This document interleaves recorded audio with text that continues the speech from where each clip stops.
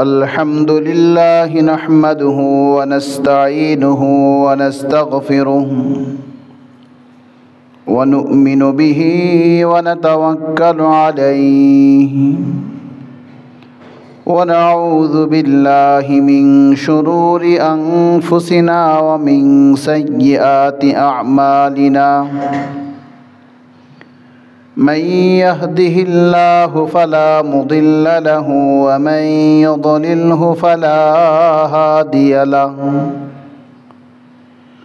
ونشهد أن لا إله إلا الله وحده لا شريك له ونشهد أن سيدنا وحبيبنا ومولانا محمدا عبده ورسوله أرسله بالحق بشيرا ونذيرا وداعيا إلى الله بإذنه وسراجا وقمرا منيرا أما بعد فأعوذ بالله من الشيطان الرجيم بسم الله الرحمن الرحيم ومن أحسن قولا ممن دعا إلى الله وعمل صالحا وقال إنني من المسلمين ولا تستوي الحسنات ولا السيئة ادفع بالتي هي أحسن اللهم صل على محمد وعلى آل محمد كما صليت على إبراهيم وعلى آل إبراهيم إنك حميد مجيد اللهم بارك على محمد وعلى آل محمد كما باركت على إبراهيم وعلى آل إبراهيم إنك حميد مجيد ربي زدني علما رب اشرح لي صدري ويسر لي أمري واحلل عقدة من لساني يفقه قولي وبك نستعين يا فتاح سبحانك لا علم لنا إلا ما علمتنا إنك أنت العليم الحكيم محترم মুসল্লিন কিরাম মহান আল্লাহ পাকের দরবারে অসংখ্য অগণিত শুকর যে মহান প্রতিপালক আমাদেরকে জুমার দিনে প্রথম দিকে মসজিদে আসার তৌফিক দিয়েছেন শুকর আদায় করি আলহামদুলিল্লাহ। মুহতারাম হাজিরিন, মানুষের মাঝে আল্লাহ পাক রব্বুল আলামিন যে সকল গুণাবলী দিয়েছেন তার মধ্যে অন্যতম দুটা গুণ হচ্ছে মানুষ নিজে অন্যকে অনুসরণ করে, হয়তো সে অনুসারী হয় নয়তো সে অনুসৃত হয়, যাকে অনুসরণ করা যায় এমন হয়। আরও একটা অন্যতম স্বভাব মানুষের মাঝে যেটা আল্লাহ দিয়েছেন, যে মানুষ নিজে আহ্বান করে অথবা সে অন্যের আহ্বানে সাড়া দেয়। এই স্বভাবগুলো মানুষকে আল্লাহ তাআলা দিয়েছেন। আল্লাহ সুবহানাহু ওয়া তাআলা আম্বিয়া আলাইহিমুস সালাতু ওয়াস সালাম যারাই পৃথিবীতে এসেছেন সকলকে অনুসৃত, অর্থাৎ যাদেরকে অনুসরণ করা যায় তারা হচ্ছেন আম্বিয়া আলাইহিমুস সালাতু ওয়াস সালাম। নবীগণ কোনো ব্যক্তির অনুসারী ছিলেন না, তারা কেবল আল্লাহ পাকের নির্দেশের অনুসারী ছিলেন। আর অন্য সবাই আল্লাহ পাক রব্বুল আলামিন যে আদেশ করতেন আম্বিয়া আলাইহিমুসসালাতু ওয়াসসালামদের মাধ্যমে, ব্যক্তি জাতি গোষ্ঠী ওই আম্বিয়া আলাইহিমুসসালাতু ওয়াসসালাম যা বলতেন সেটাই অনুসরণ করার কথা, এবং সেটাই তারা কিছু সংখ্যক মানুষ অনুসরণ করেছে। আর আম্বিয়া আলাইহিমুসসালাতু ওয়াসসালাম অন্যের ডাকে কখনো সাড়া দেননি, বরং তারা ডেকেছেন আল্লাহ তাআলার একত্ববাদের দিকে। তারা সবসময় ডেকেছেন সাফল্যের এবং কল্যাণের পথে, আহ্বান করেছেন মানব জাতিকে। সকল নবীদের বৈশিষ্ট্য দায়িত্ব একটাই ছিল। আমাদের নবী মুহাম্মদুর রাসূলুল্লাহ সাল্লাল্লাহু আলাইহি ওয়াসাল্লামকেও আল্লাহ পাক রব্বুল আলামিন যে দায়িত্বটুকু দিয়েছেন তার মাঝে অন্যতম দায়িত্ব হচ্ছে এটা, যে একত্ববাদের প্রতি আহ্বান করা, একত্ববাদকে বোঝানো, একত্ববাদের উপর মানুষকে প্রতিষ্ঠিত করা। এজন্য আল্লাহ পাক রব্বুল আলামিন, আমি যে আয়াতে কারিমা তেলাওয়াত করেছি এর দু একটা আয়াতের আগেই যে কথাটা বলছেন, ইন্নাল্লাযীনা ক্বালু রাব্বুনাল্লাহ সুম্মা ইসতাকামু তাতানাজ্জালু আলাইহিমুল মালাইকা। যে আল্লাহ বলছেন ইন্নাল্লাযীনা ক্বালু রাব্বুনাল্লাহ, নিশ্চয়ই যারা বলে আমাদের প্রতিপালক হচ্ছে আল্লাহ, যারা এই কথাটা বলে যে আল্লাহ হচ্ছেন প্রতিপালক। আর প্রতিপালক কাকে বলা হয়? যিনি প্রতিপালনের পুরোপুরি যোগ্যতা যার মাঝে আছে। যেমন সন্তানের প্রতিপালন করেন মা, বাবার চাইতে সন্তানের প্রতি দায়িত্বশীল হয়ে থাকেন মা। মা যতটা সন্তানের জন্য সচেতন এবং যতটা আপন, বাবা সন্তানের জন্য ততটা আপন এবং সচেতন নয়।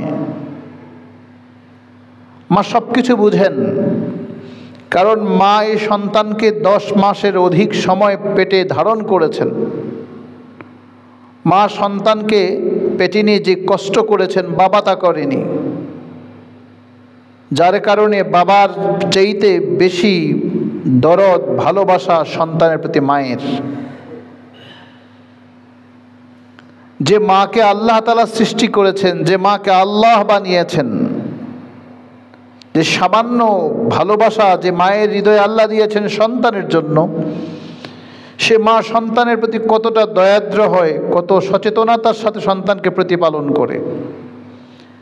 আর সে মহান আল্লাহ যে গোটা জগৎ সংসারকে বানিয়েছেন, এই জগতে যা কিছু আছে, জগতের বাহিরে যা কিছু আছে, সব কিছু একচ্ছত্র স্রষ্টা এবং তিনি মালিক, তিনিই প্রতিপালক। সে আল্লাহ পাক রব্বুল আলামিন বলেন ইন্নাল্লাযীনা ক্বালু রাব্বুনাল্লাহ, নিশ্চয়ই যারা বলে আল্লাহ তার প্রতিপালক, যে বলে আমাদের রব হচ্ছে আল্লাহ। আল্লাহ বলেন তার এই মুখের কথাটা যেন মুখেই সীমাবদ্ধ না থাকে। সুম্মা ইসতাকামু, সেজন্য তার এই দাবি বা তার এই কথায় বক্তব্যে যেন দৃঢ় থাকে, অবিচল থাকে। দৃঢ় থাকতে কেন বলা হয়েছে? এটা বর্তমানে আধুনিক যুগে বা এই সময় বোঝা একেবারেই সহজ, যে মা কত কষ্ট করে সন্তানকে লালন পালন করে, কত কষ্টই না মা জীবনে করে থাকে না খেয়ে। একেবারে সন্তানকে যেভাবে সুখ দেওয়া যায়, সন্তানের ভালোটা মা তার জীবনের শেষ নিঃশ্বাসটুকু ফেলা পর্যন্ত মা সন্তানের প্রতি দয়াদ্র হয়। মা যদি এমন হয় তাহলে আল্লাহ, যে আল্লাহ তাআলা সবাইকে বানিয়েছেন, সকলের প্রতিপালক যিনি, সে আল্লাহ তাআলা যে মহান, কত বড়, সে আল্লাহ নিজে বলছেন তোমার এই মুখের কথাটা ইস্তেকামাত, দৃঢ়তার সাথে তোমাকে হৃদয়ে ধারণ করতে হবে। মানুষ তো বলে কথা যে বাপ মার জন্য একটু, বাবা মার প্রতি সন্তানের দায়িত্বটা কি একটু বয়ান করবেন, আলোচনা করবেন, এ কথাটা সবাই বলে, প্রায় বলে যে সন্তান বাবা মার সাথে কি আচরণ করতে হয়, সন্তান বাবা মার প্রতি কি দায়িত্ব রয়েছে, এইসব ব্যাপারে একটু কথাবার্তা বলবেন। কিন্তু আজকে বাবা মা আমরা যারা আছি তারা সন্তানকে রব চিনাচ্ছি না, সে তার প্রতিপালককে চিনে না। যদি সন্তান প্রতিপালককে চিনত তাহলে সন্তান অবশ্যই বাবা মাকে চিনত। আমি যদি মূলটা শিখাই, মূলটা চেনায় দেই, তাকে বুঝাইয়া দিতে পারি, তাহলে সে সব বুঝবে। এটা স্বাভাবিক জিনিস। মানুষ যত গভীরে যায়, যত মূলে চলে যায়, তখন তার অস্তিত্ব, তার ঐতিহ্য, তার স্থায়িত্ব, তার দৃঢ়তা, তার স্থিতিশীলতা এটা তত বেশি টেকসই হয়। আমরা আমাদের সন্তানদেরকে রব চিনাতে পারিনি, তার প্রতিপালক চিনাতে পারিনি বলেই আজকে সন্তানরা বাবা মাকেও চেনে না। এই যে একটা দোয়া, রব্বির হামহুমা কামা রব্বায়ানি সগীরা, রব্বির হামহুমা, যে আমরা দোয়াতে কি বলি, রব্বির হামহুমা ইরহামহুমা, যে রব্বি, হে আমার রব, হে আমার প্রতিপালক, যে তুমি দয়া করো তাদের উপর, কামা রব্বায়ানি, যেভাবে আমাকে প্রতিপালন করেছেন, যেভাবে আমার বাবা মা আমাকে প্রতিপালন করেছেন, আপনি আমার রব, হে আমার রব, আপনি আমার সে বাবা মায়ের উপর রহম করেন, অনুগ্রহ করেন, দয়া করেন। তো রবকে তো চিনাতে হবে। আল্লাহ বলছেন যে মুখের কথা বাদ দাও, সুম্মা ইসতাকামু, তুমি যে রব বলছো, আল্লাহ তোমার রব, এই রব যদি তুমি হৃদয়ে ধারণ করতে পারো, তাতানাজ্জালু আলাইহিমুল মালাইকা, তাতানাজ্জালু আলাইহিমুল মালাইকা, আল্লাহ তাআলা যে মানুষটা হৃদয়ে ধারণ করবে তার রব হচ্ছে আল্লাহ, জীবনের সব কিছুর মালিক, যখন যেখানে যতটুকু যেভাবে হওয়া দরকার সেভাবে আল্লাহ করবেন। আমার জন্য যেটা কল্যাণ সেটাই আমার জীবনে ঘটবে, হবে, আসবে। এই বিশ্বাসটুকু যার ভেতরে আছে, যে রুবুবিয়্যতকে বিশ্বাস করে ধারণ করে এবং সেভাবেই তার বাস্তব জীবনে সেটার প্রতিফলন ঘটে, আল্লাহ বলেন তাতানাজ্জালু আলাইহিমুল মালাইকা, ফেরেশতারা তাদের উপর রহমত বর্ষণ করতে থাকেন। রহমত দেখা যায় না, চরম চোখে সে রহমত দেখা যায় না, কিন্তু উপলব্ধি করা যায়, উপলব্ধি করা যায়। ওই হৃদয় উপলব্ধি করতে পারে যে হৃদয়ের মাঝে ইস্তেকামাত আছে, দৃঢ়তা আছে। আর ওই হৃদয়ে সেই রহমত, অনুকম্পা, দয়াকে অনুভব করতে পারে না, তার অনুভূতিতে সেটা আসে না যে হৃদয়ে নাকি জং ধরেছে, মরিচিকা পড়েছে, যার হৃদয়টা কালো হয়ে গেছে, সে হৃদয় এটা অনুভব করতে পারে না। এই জন্য আল্লাহ বলেন তোমার এই মুখের দাবিটা শুধু মুখেই যেন যথেষ্ট না হয়, সুম্মা ইসতাকামু, অতঃপর এটার মধ্যে দৃঢ়তা থাকতে হবে। তাতানাজ্জালু আলাইহিমুল মালাইকা, ফেরেশতাদের অনুকম্পা, দয়া তখন আল্লাহ তাআলা দিবেন। আল্লা তাখাফু ওয়ালা তাহজানু, কোনো ভয় নাই, কোনো চিন্তাও নাই। যার মাঝে ইস্তেকামাত আছে, দৃঢ়তা আছে, আমি যদি বিশ্বাস করি আমার রব হচ্ছেন আল্লাহ, তাহলে আমার ব্যবসা, আমার চাকুরি, আমার রাজনীতি, আমার যে কোনো পেশায় আমি নিয়োজিত থাকবো, সেখানে আল্লাহর বিধানকেই আমি বাস্তবায়ন করব। কারণ আমার ব্যবসায় লস হবে কি হবে না সেটা তো আমার ভাবনার কিছু নাই। আমি ব্যবসার যে নিয়ম নীতি আছে, রাসূল সাল্লাল্লাহু আলাইহি ওয়াসাল্লামের যে সুন্নাহ আছে, আল্লাহ তাআলার যে বিধান আছে, এটাকে আমি প্রয়োগ করব। এখন এই ব্যবসায় লস হবে নাকি লাভজনক হবে সেটা তো আমার রব যিনি আছেন, যিনি আমাকে প্রতিপালন করেন, আমাকে প্রতিপালনের দায়িত্ব যার হাতে, তিনিই তো আমার সব কিছু প্রতিপালক। তিনি তো শুধু আমাকে না, আমার পরিবার পরিজন, আমার ব্যবসা বাণিজ্য সব কিছুর প্রতিপালন তো তিনিই করবেন। তাহলে আমার দায়িত্ব হচ্ছে, আমার কাজ যতটুকু সেটা হচ্ছে আমি যতটুকু জানি আল্লাহ পাকের বিধান এবং নবীর সুন্নাহ, এই আমার জানা বিধানটুকু বাস্তবায়ন করাই হচ্ছে আমার দায়িত্ব। আর অজানা জিনিসটুকু আমার জানার আগ্রহ, জানার যে উৎসাহ উদ্দীপনা, এটা আমার ভেতরে থাকতে হবে। অজানা জিনিস জেনে জানা এবং আমার এই অজানা জিনিসটা জানার আগ্রহ হৃদয়ের মাঝে ধারণ করে আমি জানা বিষয়টাকে যখন বাস্তবায়ন করব, আল্লাহ পাক রব্বুল আলামিন তখনই বলেন আল্লা তাখাফু ওয়ালা তাহজানু। ওই ইস্তেকামাত, দৃঢ়তার সাথে যে চলতে থাকে তার ভয় নাই, তার কোনো শঙ্কাও তার মাঝে নাই, কোনো শঙ্কা তার মাঝে থাকে না, কোনো চিন্তাও থাকে না।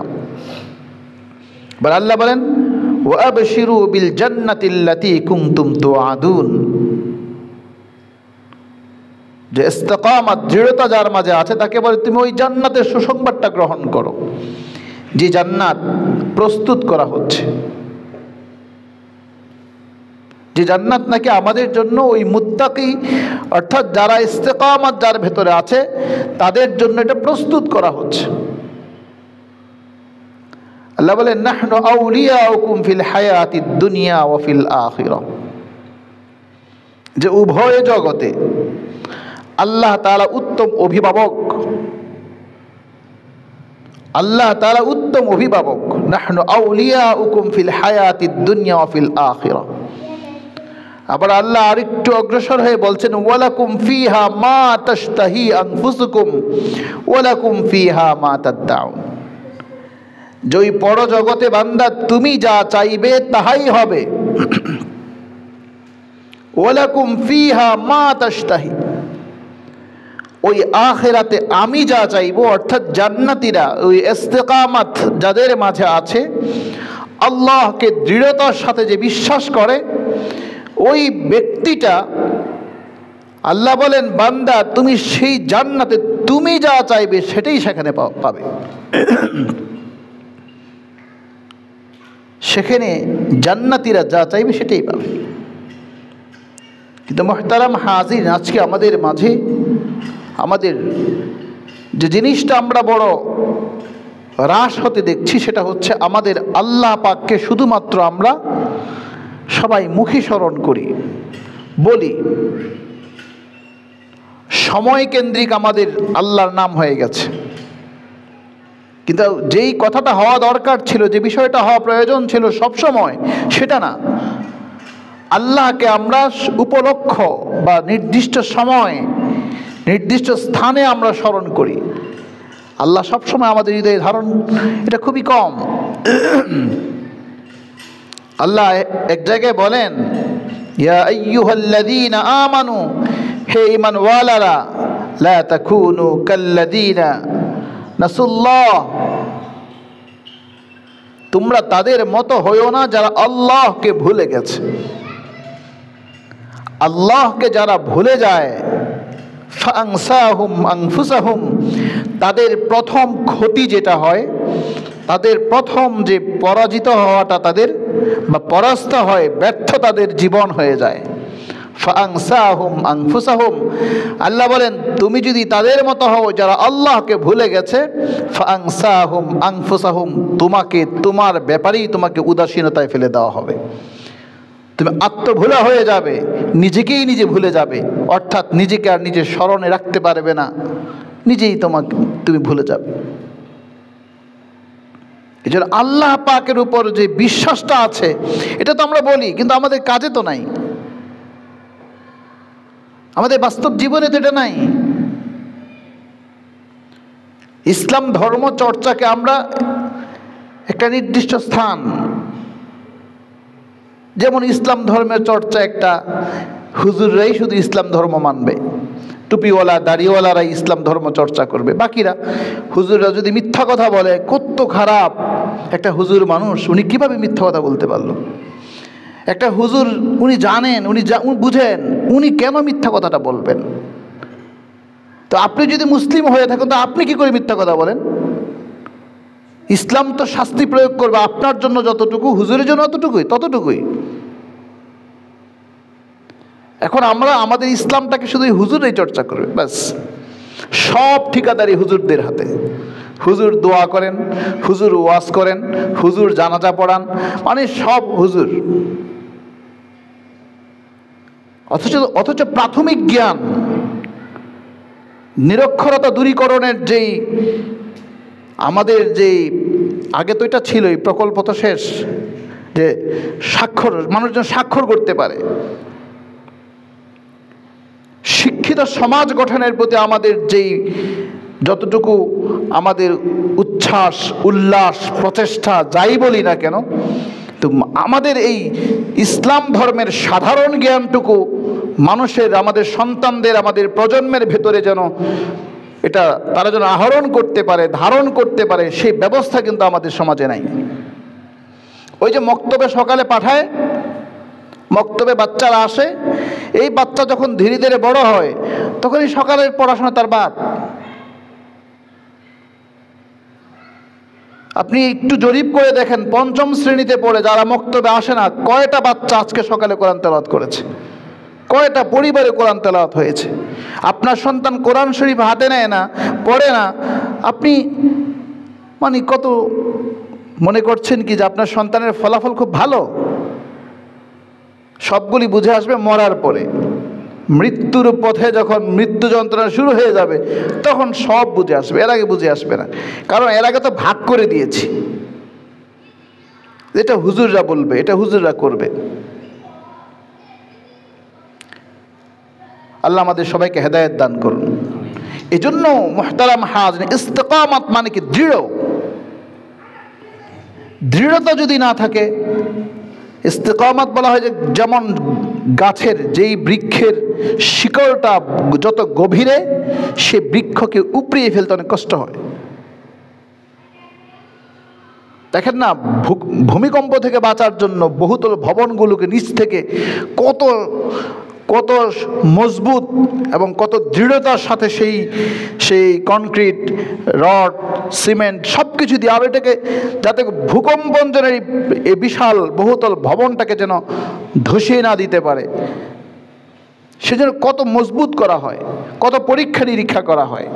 কিন্তু আমার আপনার সন্তানটাকে, সে তার ভবিষ্যৎটা, সে যে কোনো কর্মস্থলে যাক, সে যে সৎ, নিষ্ঠাবান, সে যে প্রকৃত একজন মানব সেবক হিসেবে আপনি তাকে গঠন করছেন, তার মাঝে তো রবের ভয় নাই। সে তার রবকে চিনে না, সে আল্লাহকে চিনে না, শুধু আল্লাহ আল্লাহ মুখে জপতে পারে। আপনি আপনার সন্তানকে সেভাবে গঠন করছেন, আমরা করছি না, এটা আমাদের ব্যর্থতা। আবার কিভাবে এই সন্তান থেকে বাবা মা আশা করে যে আমার সন্তান আমার বার্ধক্যে, আমি যখন আমার হাড়গুলো দুর্বল হয়ে যাবে, আমি যখন কুঁজু হয়ে যাব, আমার সন্তান আমার সে দুঃসময়ে কাজে লাগবে? অসম্ভব কথা, এটা হতেই পারে না, এটা হতেই তো পারে না। এটা কি করে সম্ভব? কারণ দোয়াতেই তো আছে, রব্বির হামহুমা, হ্যাঁ আমার রব, আপনি আমার বাবা মায়ের উপর দয়া করুন, কামা, যেভাবে রব্বায়ানি, আমার বাবা মা যেভাবে আমার উপর দয়া করেছে। আপনার দয়া কি দুধ পান করানো, নতুন নতুন পোশাক কিনে দেওয়া, জন্মদিনের গিফট দেওয়া, ঈদের সময় তাকে, আর বিভিন্ন সময় তাকে উপহার দেওয়া, বা তার পড়াশোনার জন্য খুব বেশি ভাবনা চিন্তা করা, এটা কি তারবিয়ত? না, এটা মৌলিক নয়, এটা ঐচ্ছিক। মৌলিক হচ্ছে সন্তানকে তার মূল শিকড় চিনিয়ে দেওয়া। তুমি চেনো, তুমি জানো তোমার রবকে, তোমার রবটাকে তুমি চেনো। আপনি যদি রবকে চিনাতে পারি, আমার সন্তান যখন রাজনীতিবিদ হবে তখন সে দুর্নীতিবাজ হবে না। সন্তান যদি রব চিনে, এই সন্তান প্রধানমন্ত্রী হলে সে স্বৈরাচার হবে না। যে কোনো পেশায় সে বসুক, সে মানব সেবক হবে। সে চিন্তা করবে আমার রিজিকের মালিক তো আল্লাহ, আমার রব তো আল্লাহ, আমার রব আমার জন্য যা নির্ধারণ করে রেখেছেন সেটাই হবে, সেটাই ঘটবে। তো আমি কেন এদিক সেদিক করতে হবে? আমার এত কিছু করার, এত ধোঁকাবাজি, এত প্রতারণা, এত দুই নাম্বারি করা কি প্রয়োজন আছে? আমরা আমাদের রবকে চেনাতে পারি না। এজন্য অভিভাবক হিসেবে সকল অভিভাবককে বলছি, ব্যর্থ অভিভাবক সেই যে তার সন্তানকে রব চেনাতে পারে নাই।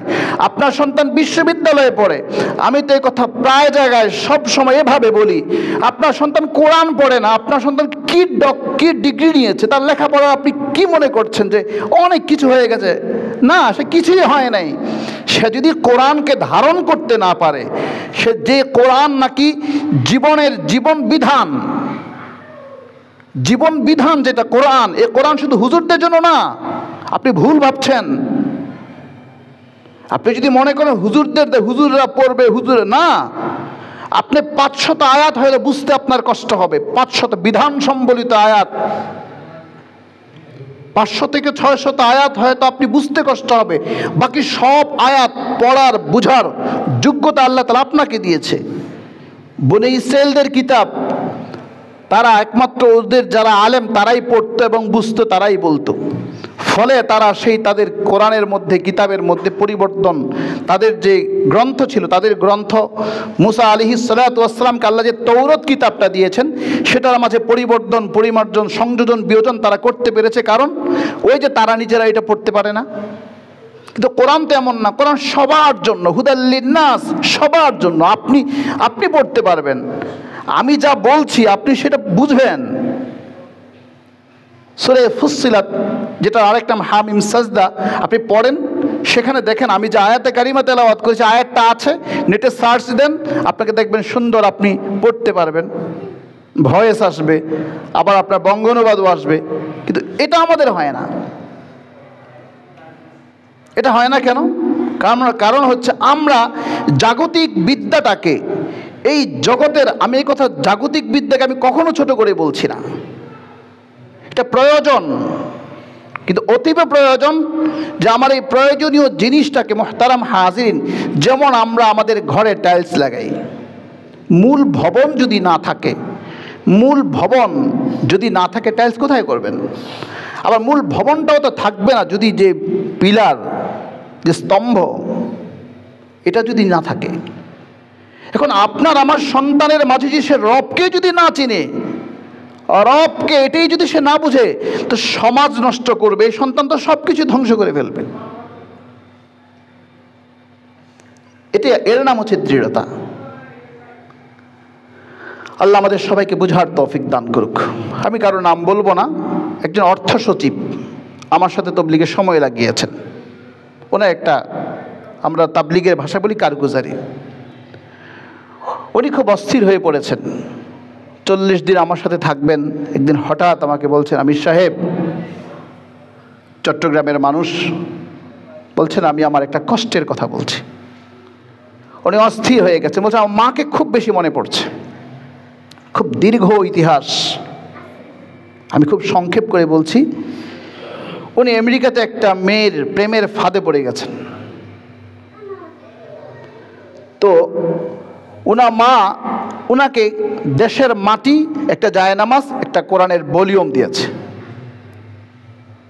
বলছে, ছেলেকে বলেছে, মা যখন তোর দেশের কথা মনে হবে এই মাটিটা চোখের সামনে রাখবি, যখন তোর মায়ের কথা মনে হবে জায়নামাজটা বিছিয়ে নামাজ পড়বি আর কোরআন খুলে একটু পড়বি। কিন্তু মায়ের এই কথা তার বহুদিন পর হঠাৎ মনে হলো যে মা তো আমাকে মাটি দিয়েছে আর কোরআন দিয়েছে আর জায়নামাজ দিয়েছে, কিন্তু মার কথা মনে হলেই মা যে কথাগুলো বলেছে সেটা সে করেনি। একদিন তার ওই প্রেমিকার কথায় সে তার ধর্ম পরিবর্তনের জন্য সিদ্ধান্ত নিয়েছে, খ্রিস্টান ধর্ম সে গ্রহণ করবে। সেখানে চলেও গেছে। চলে যাওয়ার পর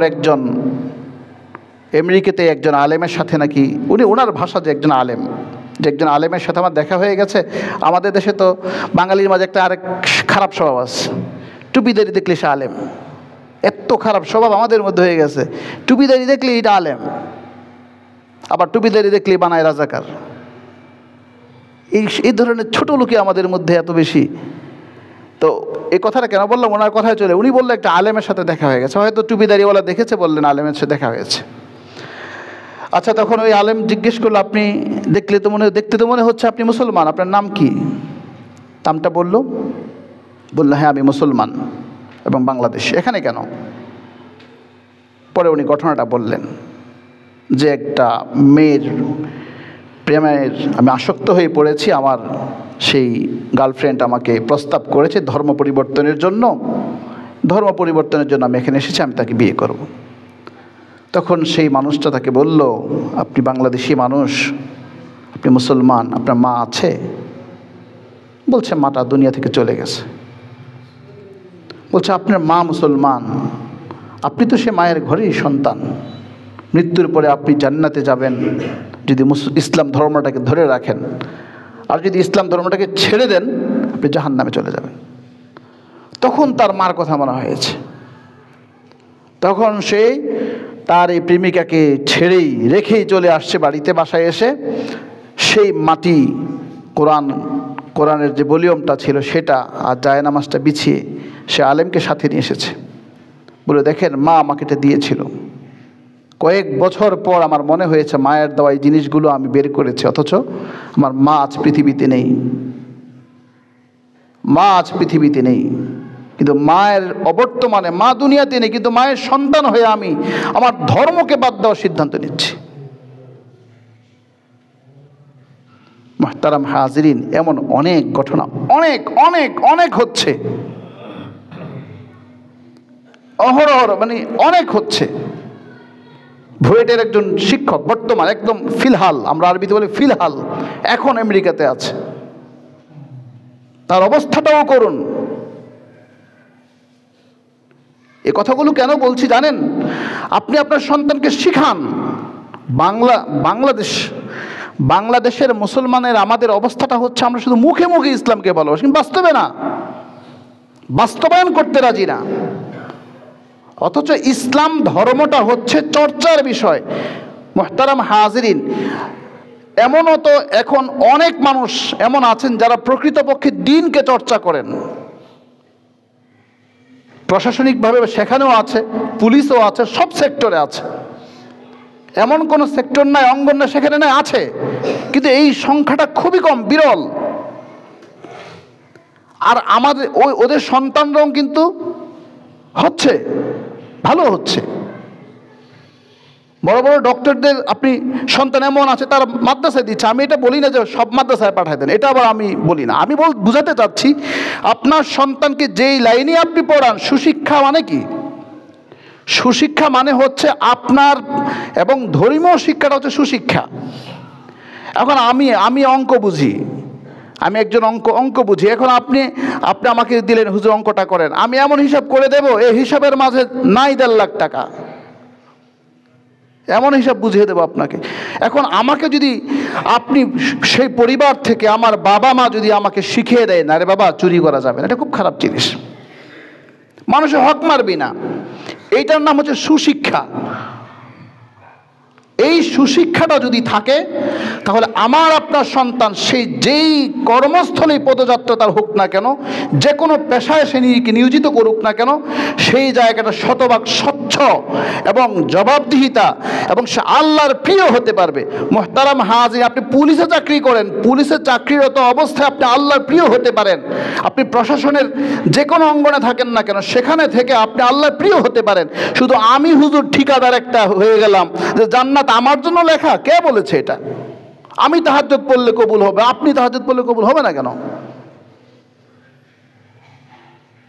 এজন্য বলেছি ইস্তিকামাত, ইন্নাল্লাযীনা ক্বালু রাব্বুনাল্লাহ সুম্মা ইসতাকামু তাতানাজ্জালু আলাইহিমুল মালায়েকা। আল্লাহ বলেন, যারা বলে আমার রব হচ্ছে আল্লাহ, তারা যেন তাদের হৃদয়ের ঈমানটাকে দৃঢ় করে, এই কথায় যেন স্থিতিশীল থাকে, দৃঢ়তার সাথে যেন ধারণ করে। তাহলে আল্লাহ বলেন আসমান থেকে ফেরেশতার রহমত বর্ষণ করবে, কোনো ভয় থাকবে না, কোনো চিন্তা থাকবে না। বান্দা শোনো, আমি তোমার এই জগতে এবং পরজগতে উভয় জগতেই আমি তোমার বন্ধু এবং উত্তম অভিভাবক। তবে একটা জিনিস পার্থক্য করে রেখেছেন, দুনিয়াতে বান্দা তুমি যা চাইবে তাহাই হবে না, কারণ এখানে আমি একটা সিস্টেম করে রেখেছি, এখানে আমি যা চাই তাহাই হবে।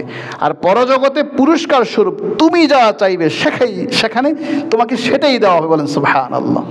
ওয়ালাকুম ফিহা, আমরা তো আরবি ভাষা বুঝি না, আরবি ভাষাতে কত চমৎকার এটার শব্দ ব্যবহারটা, শব্দর এত মাধুর্যতা। ওয়ালাকুম ফিহা মা তাশতাহি, তোমার জন্য সেথায় আছে যা চাবে তাহাই। তাশতাহি, তাশতাহি মানে আমি বলতে হবে না, হৃদয়ের ভাবনার জগতে উদিত হওয়া মাত্রই স্বয়ংক্রিয়ভাবে আমার সামনে উপস্থিত হয়ে যাবে। সুবহানাল্লাহ। সে জান্নাত পেতে চায়, কিন্তু প্রস্তুত নিজেকে সেভাবে করতে চায় না। প্রস্তুত হতে রাজি আছি তো ইনশাআল্লাহ। সেই দাওয়াত নিয়ে, দাওয়াত তবলিগের কি এটাই কাজ। টঙ্গীতে আজকে সকাল থেকেই 58তম বিশ্ব ইজতেমা শুরু হয়ে গেছে। প্রথম পর্বের আজকে শুরু হলো, আবার দ্বিতীয় পর্ব শুরু হবে রবিবার থেকে। আপনাদের সকলের দাওয়াত, আমাদের নরসিংদী এলাকার রবিবার থেকে শুরু। আমরা সবাই যাবো তো ইনশাআল্লাহ। যাদের সময় সুযোগ আছে সবাই যাওয়ার চেষ্টা করবেন। সেখানে ইমানটাকে কিভাবে সুন্দর করা যায়, মার্জনা এবং হৃদয়ের সব ভুল কীভাবে শুধরিয়ে আল্লাহর প্রিয় হওয়া যায়, আল্লাহ তাআলার উপর আস্থা কীভাবে অবিচল করা যায়, এসব কথাই বলা হয়। আসুন না মুহতারাম হাজরিন, একটু নিজেকে পরিবর্তন করি। আমি নিজে পরিবর্তন হলে আমি ব্যক্তি, আমার পরিবার, আমার সমাজ, আমার রাষ্ট্র, গোটা পৃথিবী একটা শান্তির নিড়ে পরিণত হবে। আল্লাহ তাআলা আমাদের সকলকে সুন্দর জীবন গঠনে, সুন্দর প্রজন্ম গঠনে আমাদের সকলকে নিবেদিত হওয়ার তৌফিক দান করুন। ওমা আলাইনা ইল্লাল বালাগ। ক্বাবলা জুমা 4 রাকাত সুন্নাত যারা পড়েনি।